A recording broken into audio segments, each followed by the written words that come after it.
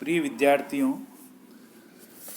आज मैं आपको जो ईडीबीसी कोर्स के तहत आपका जो बिजनेस से रिलेटेड है, एंटरप्राइज से रिलेटेड है, एंटरप्रेन्योर से रिलेटेड है, उसमें संक्षिप्त में हम एक स्मॉल एंटरप्राइज को कैसे एस्टेब्लिश कर सकते हैं, कैसे सेटिंग कर सकते हैं, उसके लिए कुछ प्रमुख पॉइंट्स हैं, उनके बारे में आपको जानकारी दूंगा।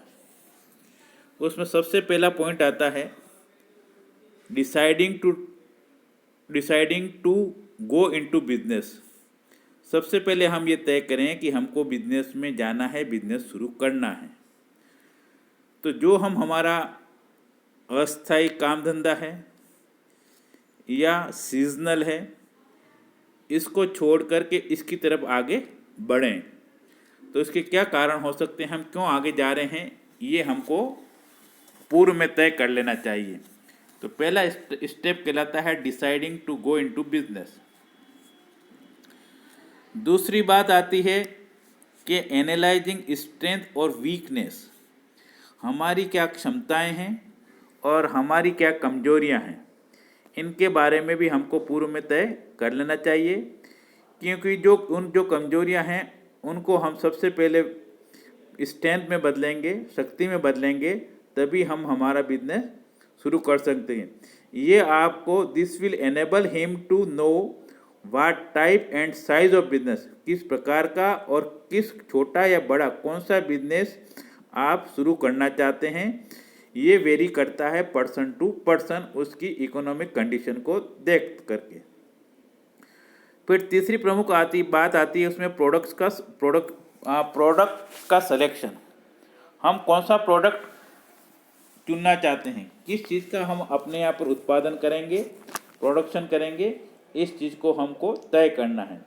यह चीज़ उस पर निर्भर करती है कि डिमांड किसकी है और हमारे पास स्किल्ड लेबर किसकी है, स्किल्ड पर्सन किस चीज़ के हैं, उसके अनुसार हम तय करते हैं। इसके अतिरिक्त इसमें इनिशियल इन्वेस्टमेंट कितना होगा, ये भी उस पर निर्भर करता है। और एक बात ये भी आती है कि उस व्यक्ति की या उस एंटरप्रेन्योर की उसमें कितनी रुचि है।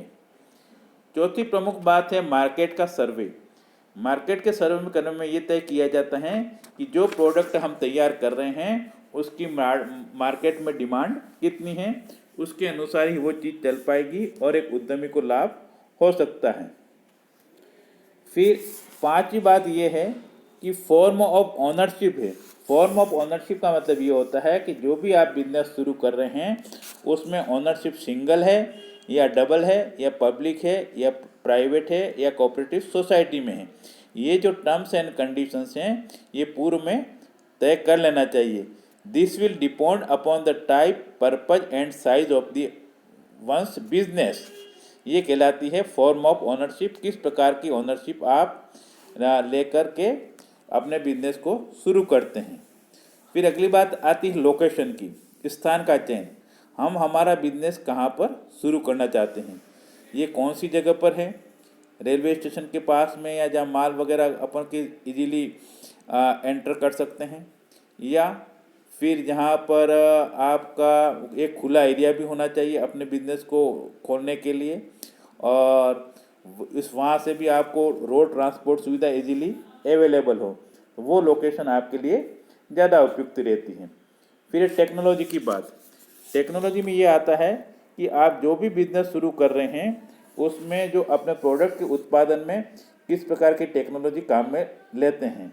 वो टेक्नोलॉजी से हेल्प ये मिलता है कि अगर हमारी लेटेस्ट टेक्नोलॉजी है तो हमारे प्रोडक्ट का उत्पादन अच्छी तरीके से, अच्छी क्वालिटी में, शेप और साइज में होगा, अट्रैक्टिव होगा और उसकी डिमांड भी ज़्यादा रहेगी।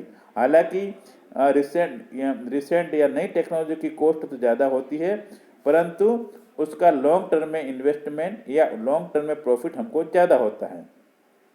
मशीनरी और इक्विपमेंट्स हमको वो सभी एडवांस के रखने हैं, पुरानी मशीनरी नहीं हो, इक्विपमेंट्स नहीं है, क्योंकि समय के अनुसार जो कंज्यूमर है उसकी डिमांड भी बढ़ती जाती है, वो भी अच्छे प्रोडक्ट का लेना चाहते हैं।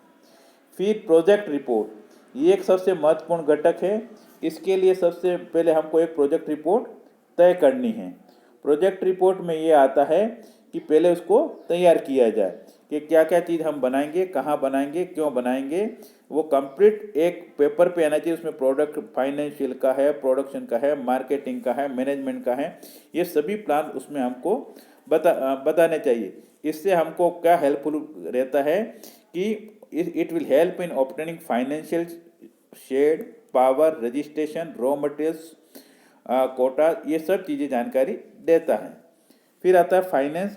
फाइनेंस के तहत ये हम तय करते हैं कि हमको ये जो हमारा प्रोडक्ट हम तैयार कर रहे हैं उसमें हमको फाइनेंस कहाँ से प्राप्त होगा, कहाँ से फाइनेंसिंग की जाएगी, हम हमारा कितना मनी इस प्रोडक्ट में लगाएंगे, स्मॉल स्केल इंडस्ट्री है या मीडियम स्केल है या लार्ज स्केल है, तो कहाँ से हमको फाइनेंस हो सकता है, इसके बारे में पूरी जानकारी होनी चाहिए, कितनी सब्सिडी मिलेगी। फिर है पावर का कनेक्शन। पावर के कनेक्शन में है कि इलेक्ट्रिसिटी प्रॉपर होनी चाहिए, नहीं तो अपना उत्पाद का आउटपुट नहीं निकलेगा। फिर इंस्टॉलेशन मशीनरी हमको पूर्व में करनी पड़ेगी, वो भी एक स्किल्ड पर्सन से या ट्रेंड पर्सन से लगानी चाहिए तो ज़्यादा प्रभावी रहेगा। फिर है रिक्रूटमेंट ऑफ मैन पावर। आप कितना मैन पावर लगाना चाहते हैं, आप अपनी क्षमताएं देख लें, स्किल्ड कितना होगा, सेमी स्किल्ड कितना होगा, अनस्किल्ड कितना होगा, एडमिनिस्ट्रेशन में कितने होंगे, मार्केटिंग में कितने होंगे, एडवर्टीजमेंट में कितने होंगे, पर्सनल में कितने होंगे, ये जब सब चीज़ें भी हमको लगानी चाहिए। अगर छोटा बिजनेस है तो हमको ज़्यादा मैन पावर की ज़रूरत नहीं पड़ेगी। फिर रॉ मटेरियल है, जो हमारा उत्पाद तैयार हो रहा है उसके लिए कच्चा माल कहाँ से हमको मिलेगा, वो कितना दूर है, किस कॉस्ट पे मिलेगा, इन सब चीज़ों की भी कैलकुलेशन पूर्व में कर ले जानी चाहिए। फिर है प्रोडक्शन। जो प्रोडक्शन हुआ है उस प्रोडक्शन को अपन आगे कहाँ ले जाएंगे, किस चीज़ का प्रोडक्शन होगा और कहाँ जाएगा और किस रेट में बेचा जाएगा, इसके लिए फिर है मार्केटिंग। मार्केटिंग स्ट्रेटेजी हमारी तय होनी चाहिए कि हम कहाँ पर बेचेंगे, कौन इसका कितने मार्केटिंग मैनेजर होंगे, ये भी तय होना चाहिए। फिर एक क्वालिटी कंट्रोल। जो हमारा प्रोडक्ट तैयार किया गया है उसका सर्टिफिकेशन, हमको क्वालिटी सर्टिफिकेशन लेना चाहिए, जिससे ISO है, BIS है, क्यू मार्क है, एग मार्क है, DEL डेल इन है, ये कुछ सिंबल्स हैं या कुछ ये एक क्वालिटी को इन्फॉर्म करते हैं, शो करते हैं। तो ये सर्टिफिकेट हम ले लेते हैं जिस अकॉर्डिंग टू आवर प्रोडक्ट, तो ये हमको हमारा प्रोडक्ट बेचने में, सेल करने में हमको हेल्प करता है और अधिक फ़ायदा हो सकता है। तो ये जो प्रमुख बातें हैं इसको अगर हम काम में लें तो हमारा बिजनेस या हम एक सेटिंग स्मॉल बिजनेस को हम अच्छी तरह से कर सकते हैं।